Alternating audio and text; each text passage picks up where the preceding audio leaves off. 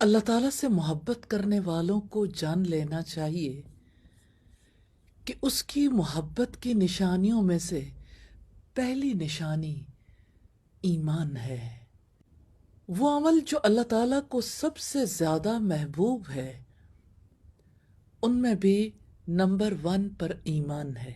اور اس کی دلیل ہے کہ نبی صلی اللہ علیہ وسلم نے فرمایا، احب الاعمال الی اللہ ایمان باللہ، اللہ تعالیٰ کے ہاں سب سے بہترین عمل اللہ تعالیٰ پر ایمان لانا ہے۔ پھر صلہ رحمی یعنی رشتہ داریوں کو جوڑنا، پھر نیکی کا حکم دینا اور برائی سے روکنا، اور اللہ تعالیٰ کو بہت ناراض کرنے والے اعمال میں سے اللہ تعالیٰ کا شریک ٹھہرانا اور پھر رشتہ داریوں کو توڑنا ہے۔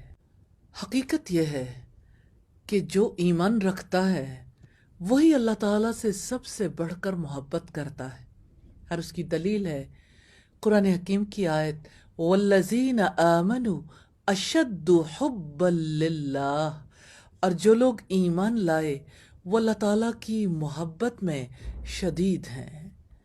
اللہ تعالیٰ ہمیں ایمان کی بلندیاں نصیب کرے اور اللہ تعالیٰ ہمیں اپنی محبت نصیب کرے۔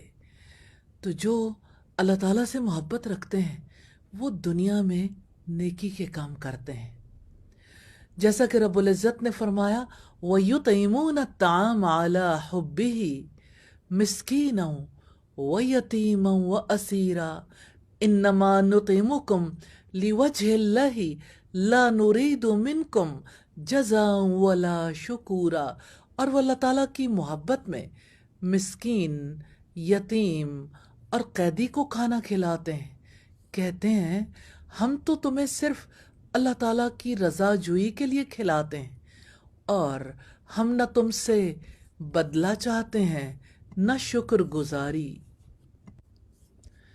ایمان لانے کے بعد تمام صحابہ اسی کوشش میں ہوتے تھے کہ وہ کس طرح نیکیوں میں ایک دوسرے سے آگے نکل جائیں۔ کبھی سوال کر کے پوچھتے، جیسے حضرت ابو ذر کہتے ہیں، میں نے اللہ کے رسول سے کہا مجھے کوئی ایسا عمل بتائیں جو مجھے جنت میں داخل کر دے۔ آپ نے جواب دیا، جب آپ سے کوئی برائی سرزد ہو جائے تو اس کے ساتھ ہی ایک نیکی کر لیا کرو، کیونکہ ایک نیکی سے 10 نیکیوں کا ثواب ملتا ہے۔ میں نے سوال کیا، اللہ کے رسول، کیا لا الہ الا اللہ بھی نیکی ہے؟ آپ نے فرمایا یہ سب سے بڑی نیکی ہے۔ اور ایک روایت میں ہے کہ سیدنا ابو ذر نے دریافت کیا، اے اللہ کے رسول، کون سا عمل افضل ہے؟ آپ نے فرمایا، اللہ تعالیٰ پر ایمان لانا اور اللہ تعالیٰ کے راستے میں جہاد کرنا۔ سیدنا ابو ذر فرماتے ہیں، میں نے کہا کون سی گردن آزاد کرنا افضل ہے؟ آپ نے فرمایا جس کی قیمت سب سے زیادہ ہو اور وہ مالکوں کے ہاں سب سے نفیس ہو۔ میں نے کہا اگر میں ایسی گردن آزاد نہ کرا سکوں تو؟ آپ نے فرمایا پھر تو بیکار پھرنے والے آدمی کی مدد کیا کر یا بے وقوف شخص کے لیے کام کرو۔ میں نے کہا کیا خیال ہے اگر میں اس سے کمزور ہوں؟ آپ نے فرمایا تو لوگوں کو شر سے بچائے رکھ، بس تیرا یہ کام بھی صدقہ ہوگا جو تو اپنی جان پر کرے گا۔ اور صحابہ ہمیشہ اپنے ایمان کی فکر میں بھی رہتے تھے۔ سیدنا حنظلہ بیان کرتے ہیں، ایک دن ہم رسول اللہ کے پاس تھے، آپ نے ہمیں نصیحت کی اور دوزخ کا تذکرہ کیا۔ میں گھر آیا، بیوی بچوں سے ہنسی مذاق کیا، باہر نکلا تو مجھے سیدنا ابو بکر صدیق ملے۔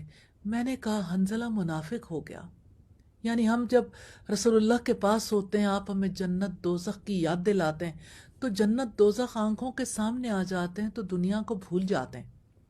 سیدنا ابو بکر صدیق فرمانے لگے یہی تو میرا معاملہ ہے۔ دونوں رسول اللہ کے پاس گئے، اپنی کیفیت بتائی۔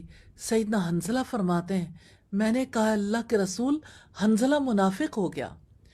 رسول اللہ نے پوچھا کیا کہتا ہے؟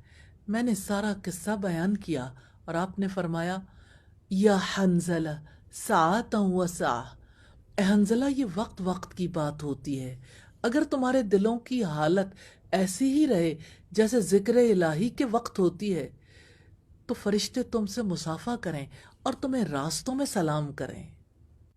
یہ ایمان ہے جس کی وجہ سے انسان نیکیوں کی تلاش میں رہتا ہے۔ ایمان اللہ تعالیٰ کی محبت کا سب سے بڑا سائن، سب سے بڑی علامت، سب سے بڑی نشانی ہے۔ یا ارحم الراحمین ہمیں ایمان والی، یقین والی زندگی نصیب فرما دے، آمین ثم آمین۔